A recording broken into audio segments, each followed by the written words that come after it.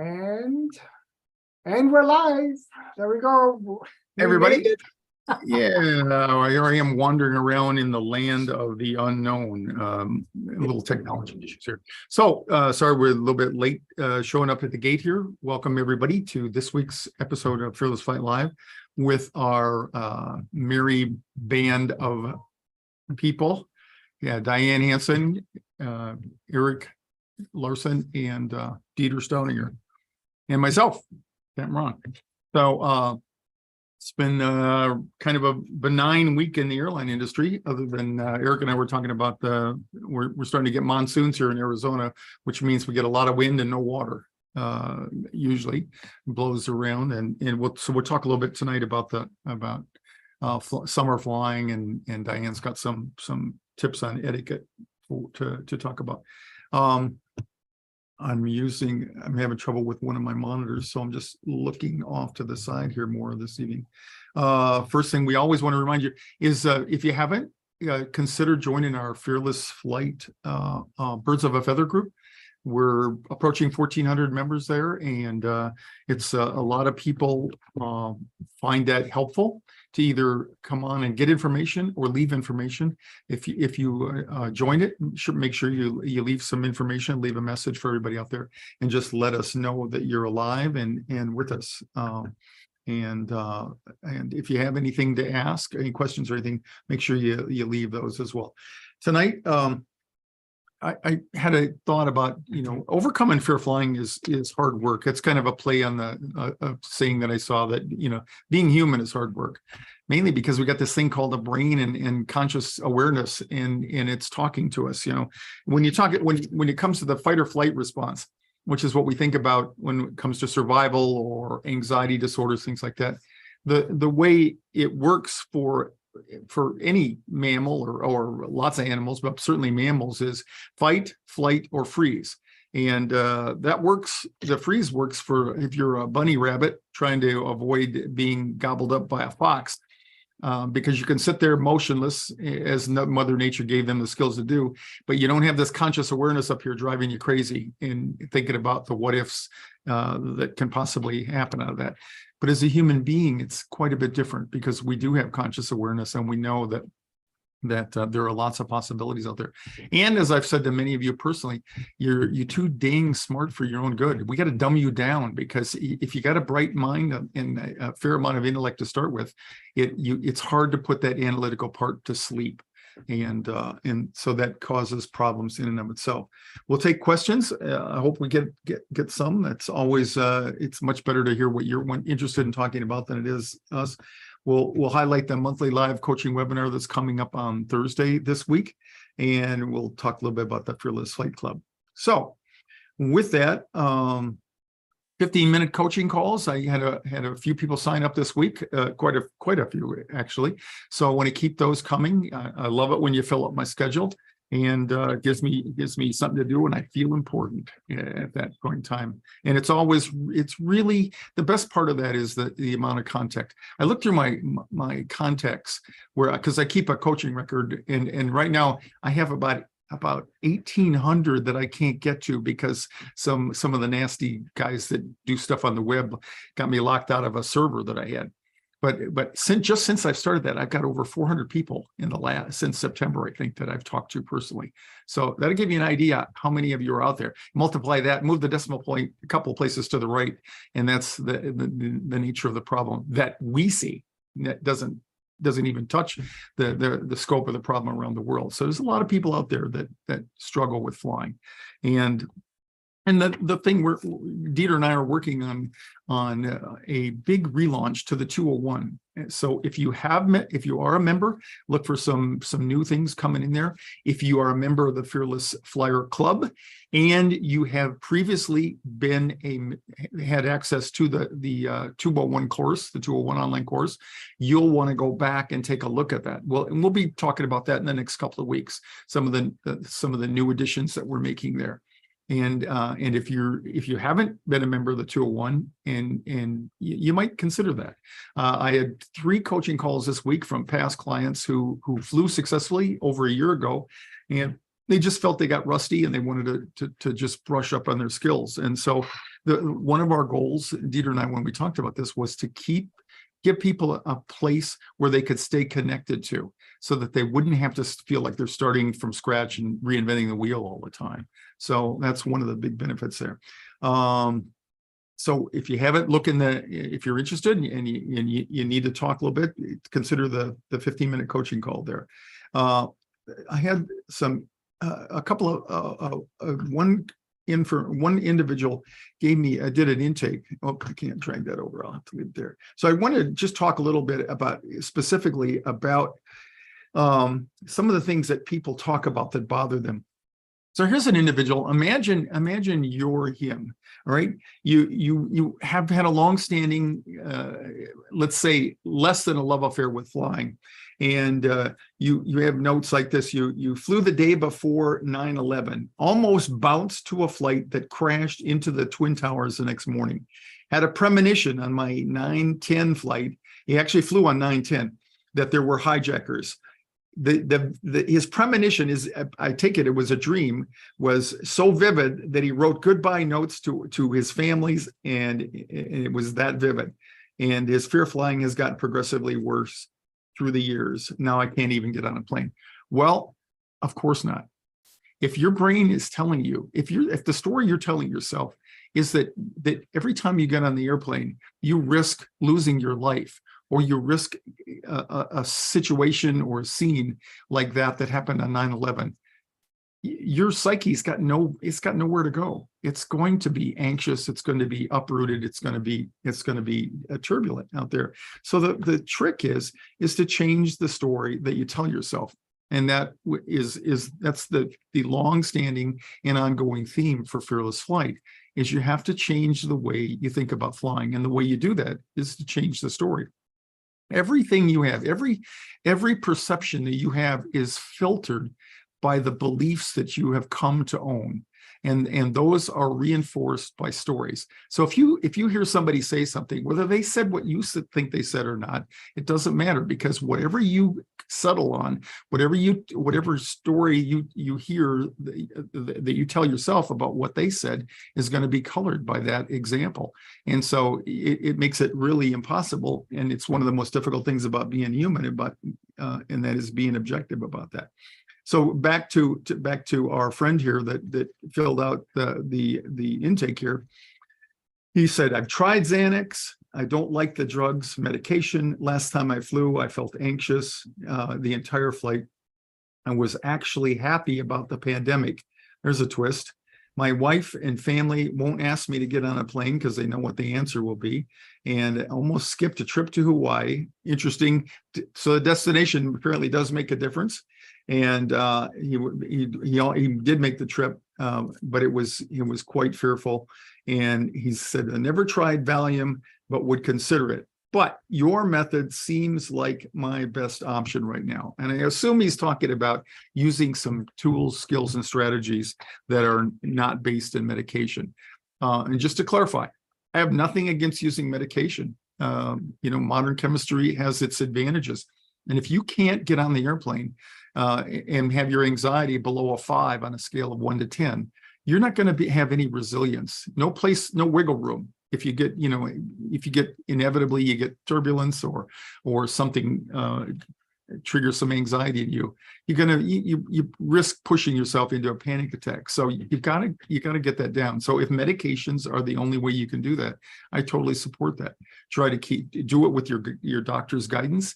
And I recommend practicing before you ever get in a situation where you use them on an airplane, because sometimes it can have the opposite effect, particularly Xanax, anything in the benzodiazepine family.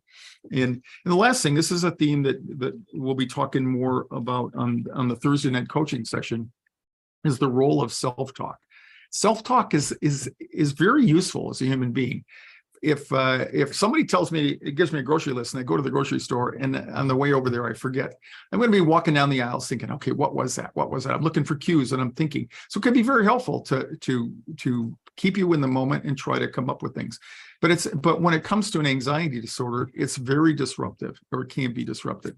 It's constantly questioning you, constantly feeding you bogus or false information that usually doesn't do anything more like our intake person there.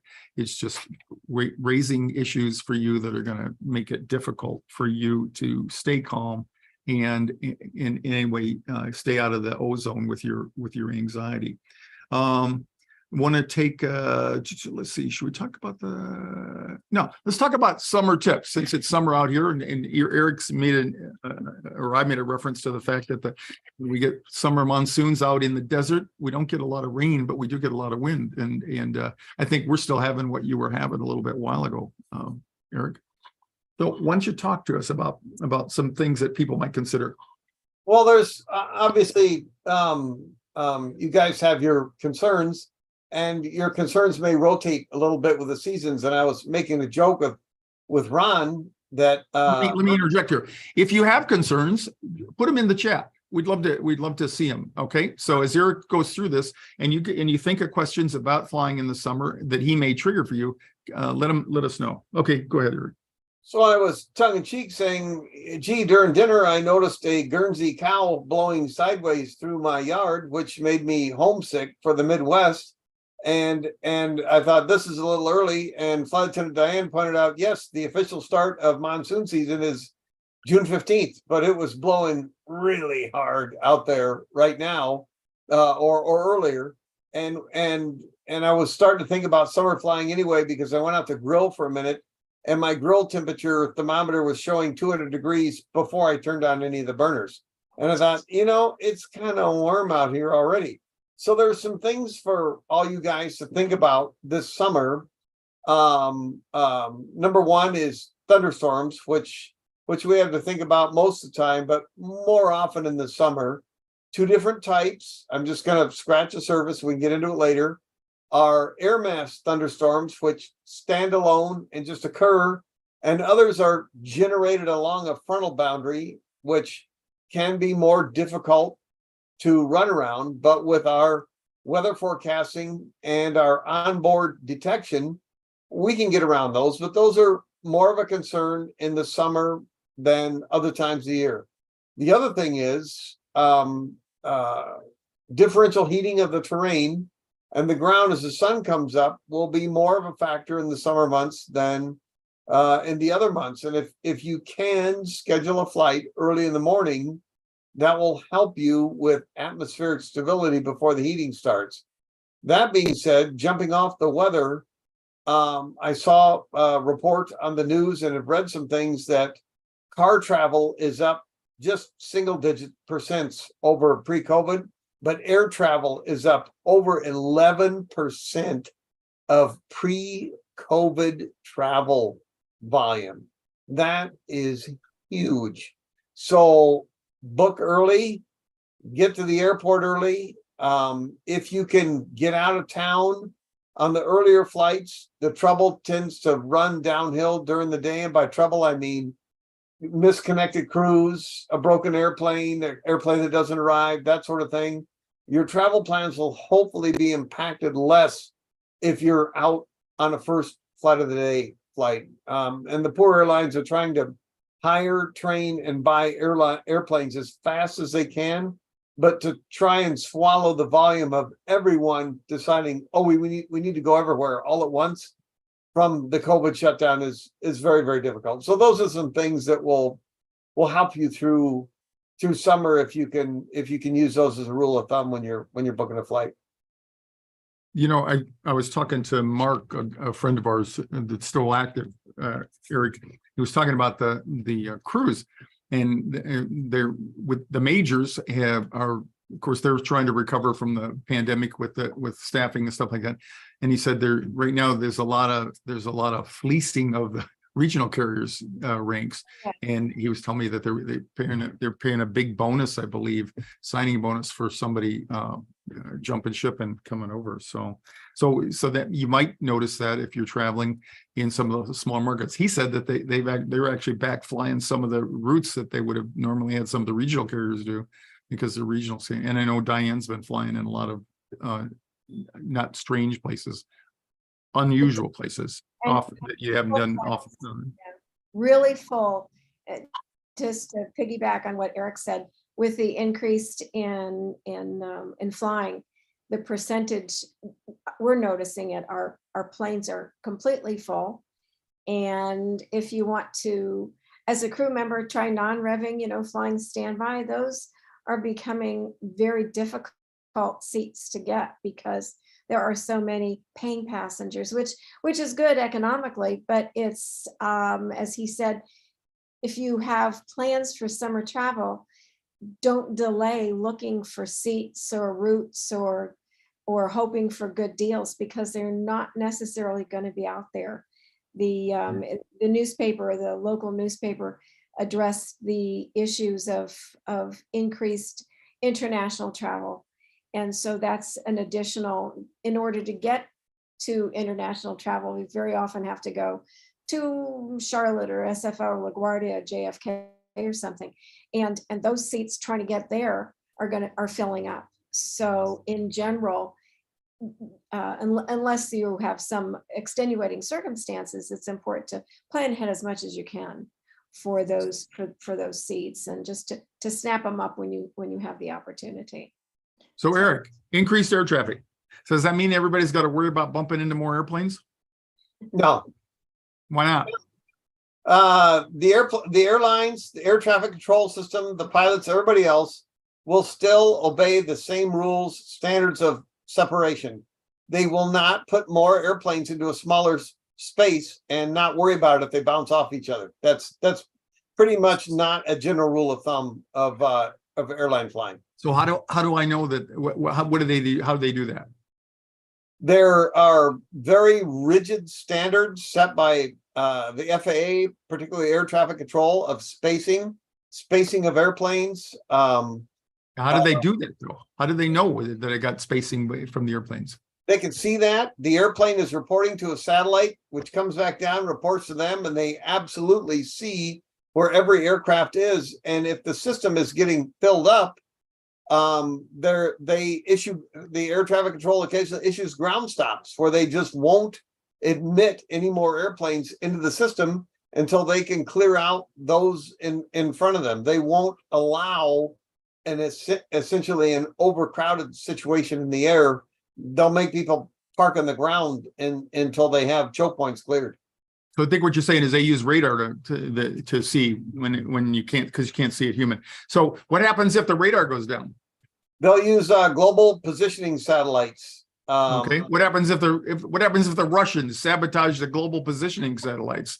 The pilots will taxi back to the gate and go home and get paid for the trip anyway. They'll be ecstatic about that. What happens if I'm in the air? I actually had a question the other day. They read an article, said that, that with all the hacking and stuff, they're worried about the Russians or the bad guys, shutting down the air traffic control system.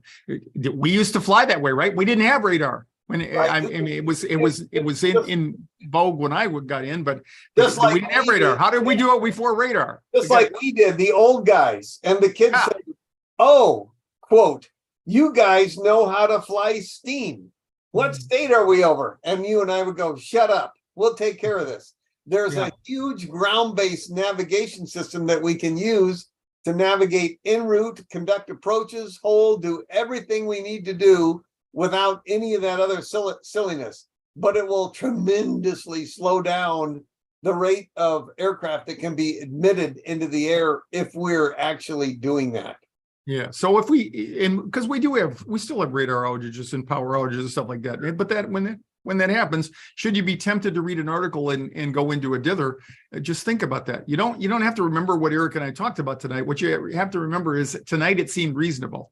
Okay, that's all you have to hold on to, because it's going to be confusing for the controllers for a while till they get the airplanes separated with paper separation and time. We separate by time when we don't have radar. And once we get that done, and as Eric said, it's going to be very slow pickings out there. Weather. So actually, Ron, there's a couple of questions. Okay, go ahead. That we have. So to kind of like, yes, and Jim said, take out the paper charts and sextants like they did in the sailing times. Yeah, exactly. So the first question is, someone is actually it was Sharon. Sharon's planning a trip to Europe, to England, and wondering if if there are better times to fly across the Atlantic, or if that is. You don't get much choice going across the Atlantic. They I was got just routes, gonna say. and if you're going west to east, if you're leaving the US and going over to Europe, you're gonna hit the East Coast in the evening, and you're gonna arrive the next morning. And if you're coming back, generally speaking, you're gonna leave in the morning and you're gonna come over in the evening. So it's the same airplanes, and it just works out better that way. And they do it, I think, as much as for the circadian rhythm for people traveling as they do anything. So when you go over there, you maybe get a little sleep on the airplane, and it's 10 o'clock in the morning when you arrive, and when you come back, you gain all that time, and so it makes a long day when you come back, but then you're ready for bedtime when you come back. So do you think there's seasonally a difference? Because I have Not really. flown about 20, Not 30, really. The 40, time I is don't know how many times, but I've Yeah. never really noticed. No. between Now there us. are flights at odd times, but they're few and far between. And just like when you go over there, someday we show them, Eric, every day there are a bunch of routes, like super highways in the sky, built in Shannon, Ireland by a bunch of controllers. And they get a bunch of itineraries provided by the airlines where they want to fly that day or the next day, and then at 7 o'clock at night or something like that, or where whatever they publish all these routes, and they're for the airlines. And as Eric says, now when we use with satellite air traffic control over there, it's actually much more accurate, and we have greater separation provided by being able to know physically where the airplanes are. And so they can squeeze more airplanes onto these super highways now than they could before. But generally speaking, the routes are set by Shannon, Ireland the night before, and all the airlines participate in that. So one thing I wanted to piggyback on something that Eric had said with regard to spacing of the flights.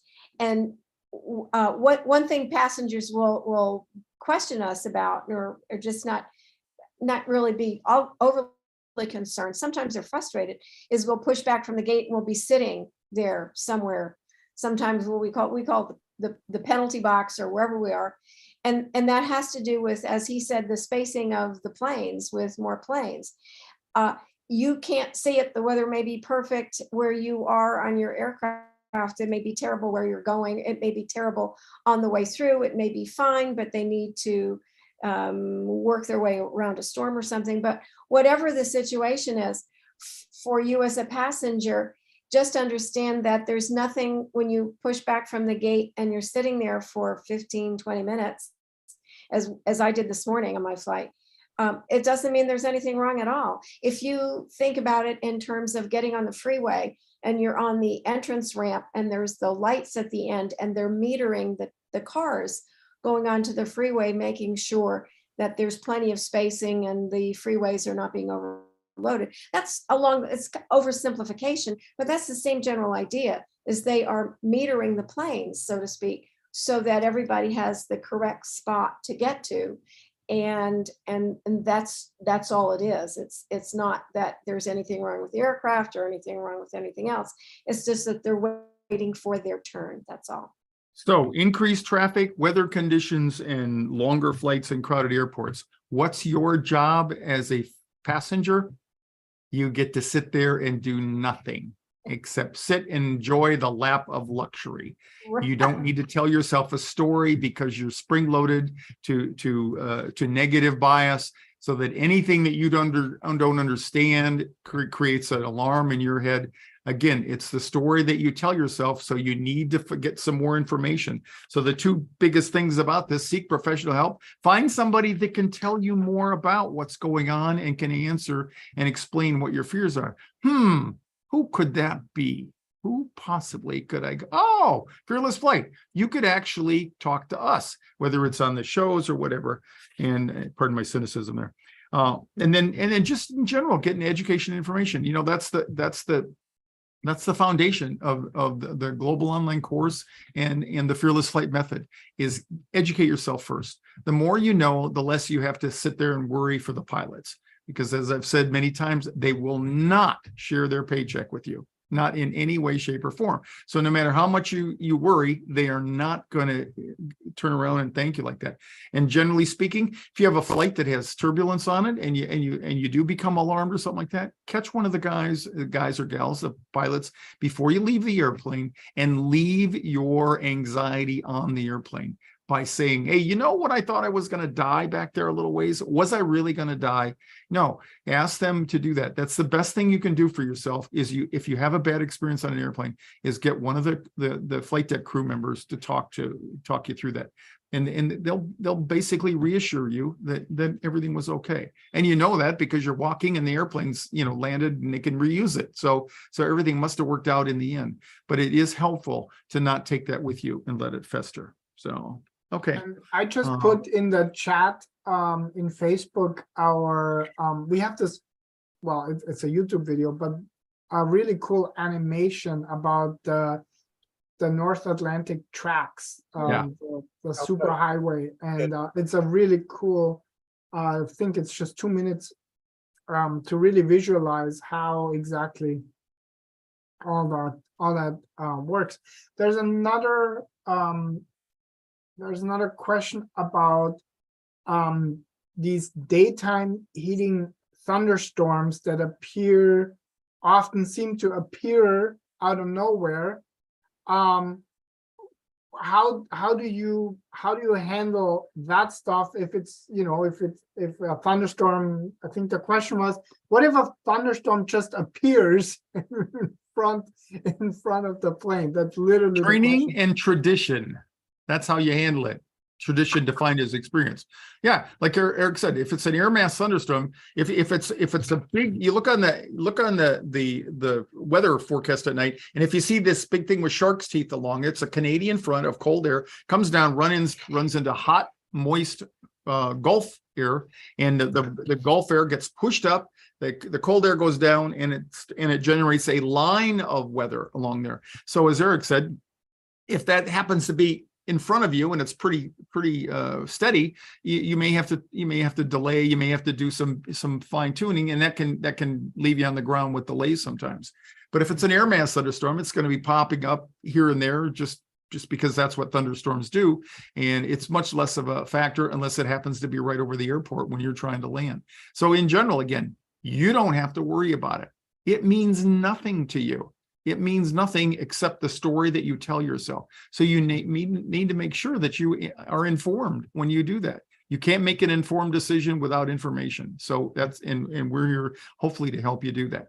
And I think our person was asking, what if we're sitting there reading the newspaper? Geez, a thunderstorm just came up right in front of our nose. It doesn't quite happen like that. The air is unstable. There's moisture. It takes time to build. It isn't instantaneously in front of our nose and we have to deal with it. It's not that way. It's just a thunderstorm not associated with a front. And when we say pop up, there's still time to deal with it. It's not an instantaneous thing. They're not like potholes. You're rolling down the street and you don't see them. But I mean, and that does say that what is maybe like a pothole would be clear air turbulence and that you can't see. But we've talked about that till we're blue in the face. We do our best to talk to other airplanes and see what the ride's been like out there. And sometimes it gets bumpy. So stay seated with your seatbelt fastened unless you got a reason to get up out of your seat.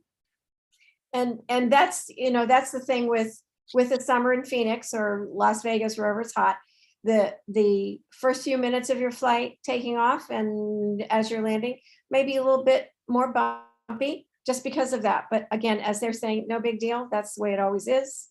And not to worry and just continue reading your paper and having your Sprite. So no biggie. Ron will know more airplanes than I will on this one, but we can't call out anybody by name because we're not here to embarrass you, but this person's initials might be Jim Duke, who mentioned paper charts and sextants. And Ron and I carried paper charts for almost our entire career, but we never had to take star shots and plot with a sextant. However, back in the days of Lockheed Electras, the DC-6s and 4s, and I think the Boeing's C-47, when they had great big Hero 4-engine prop jets flying over water, there was a glass bubble in the top behind the cockpit where the navigator and his job was to pay attention to where they're going, would take star shots out of that glass bubble in the top of the airplane and plot where they were on the charts. And now Ron, because he's just a few years seniority, makes a huge difference. He's gonna correct me on this, but that No. I actually have taken a shot with a sextant at night, No. and I've done it. And I've No. at the Air Force Academy, I took Nav 490, and Yeah. that was the navigator course. And so I have actually done it in an old reciprocating T-29. What a So now he we're barely talking could hold the sextant steady because the thing's jumping around there about 22,000 feet. So anyway, so Now we're in we'll get a history. sextant. We talk about history.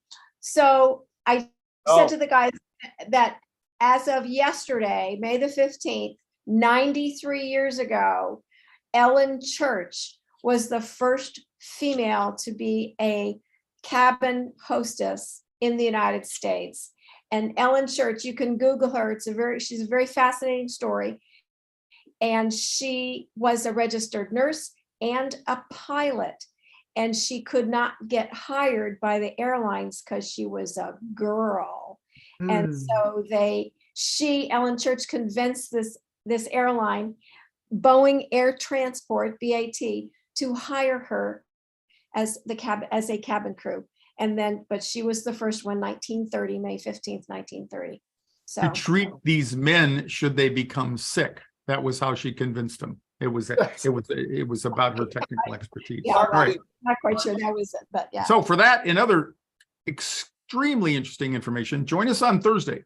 This Thursday is going to be unique. It's going to be an interactive webinar. It's our monthly webinar, the third Wednesday or Thursdays of each month, and we're going to build a flight log. We're going to actually build on some of the ideas that we've accumulated over the years and actually been in the mill for a long time. And we're going to ask anybody who attends that, we're going to ask you to help participate with us. Help us come up with things that we can do, whether you're flying across the country or around the world. What we need to do is we need to come up with actionable items, actionable tasks that you can do to keep your mind from worrying about what are they going to do with all the traffic, what are they going to do with the thunderstorms and all that thing. We need you to focus somewhere else in a meaningful way on how you can change your thoughts and change the story that you tell yourself. So that's going to be on Thursday night. Dieter no doubt has a link in there to register. If you are a current active member of Clear for Takeoff 201, you automatically have access to the webinar. If you are in the Fearful Flyer Club, or Fearless Flyer Club, you have access to it. And if you want to just do one, you can sign up for just Thursday's webinar, or if you want to do more than it, do it on a monthly basis, we'll give a discount for that. And you want to look at the membership levels on that, because you get other things with that, with the membership, including you get the Fearless Flight Kit. And with the mid-level, premium, is it? Or first class, yeah, membership level. So that's going to be, again, Thursday night. We launch here at 6:30 Pacific time, 9:30 Eastern time, and we do record them. And if you can't stay for all, or if you have to leave for all or part, then we will send you a replay once we get done. And by all means, when you get that, you'll get that. If you don't already have the Fearless Flight app by Zendler, you will as a result of becoming a FFC member, and then you can get access when you want it on demand, rather than having to wait for us to run a class or do a show like this. So. Okay. Any other questions out there? Question here, Ron. Yeah. The question is, do members have to register, or is it automatic? So we do send out an email to you if you're in the 201 or if you're in the Fearless Flyer Club, for you to register on Zoom. So yes, in that sense, you do have to register for the webinar. However, if you want to participate live, however, you will have access to the replay in both the Fearless Flyer Club student portal, as well as the CFT 201 student portal, as soon as we get it back from our editors. So what we do is, we record the whole thing and then edit it down. Edit it down, and usually there's a meditation or a guided visualization. So we cut these and put them extra into the Fearless Flyer Club as well. So basically, I think we've done this over a year now. Yep, And this will be number 13, I think. I Yeah. know. It's And, been, and this Thursday really will be a lot of fun because I know we're gonna get some crazy ideas on stuff to do. We're gonna come up with tasks that you can do like every 20 minutes to give you something to do so that you don't have to sit there and think, what am I gonna do? Because you need to have a focus. And because if you don't focus, your brain will give you a focus and it'll say, get me out of here. And you know, people ask all the time, how do I survive going long distances or over water or something like that? You do it the same way you do for a short flight. You just change what you think about. And because and guaranteed, if you did nothing and you're going to fly for 8 hours and your only recollection is 1 hour of stark terror that you did once in your life, you're not going to have to multiply that times 8. It just doesn't work like that. You'll be exhausted in an hour, and you don't have to worry about it. But we'll give you a way to do that on purpose rather than by default, because that's the way you do it. Help you change the way you think. So, okay. So thanks to all of you all out there. Thanks, Dieter and Diane and Eric, for joining us tonight. And we hope you keep coming back, and we hope to see you on Thursday night because it's going to be a fun one. So everybody, thanks a lot. Keep smiling and keep them flying. All right. We'll see you next week for Fearless Flight Live. Soon. Bye.